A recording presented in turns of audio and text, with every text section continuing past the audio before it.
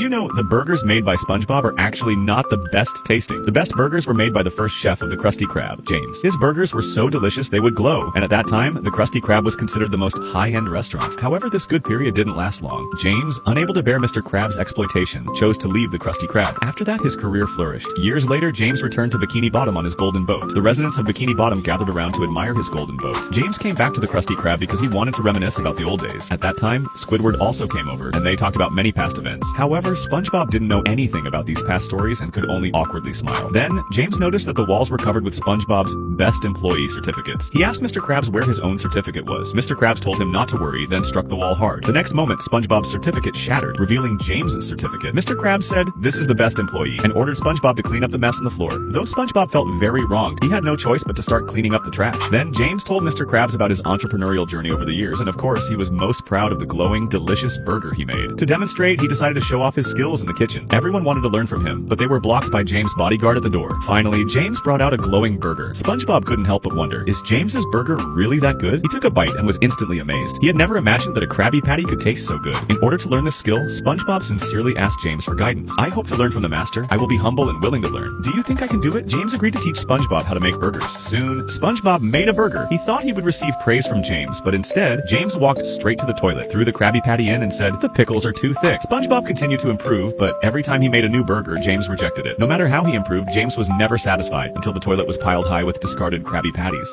SpongeBob was deeply upset and began to think that maybe he just didn't have the talent for making burgers. So he decided to leave the Krusty Krab and let James become the new chef. Just as he was saying goodbye to Mr. Krabs suddenly burst into laughter and said, "You'll always be the chef of the Krusty Krab." It turned out that James required a high salary to work at the Krusty Krab, but SpongeBob was different. He was willing to work without a salary or even pay to work there.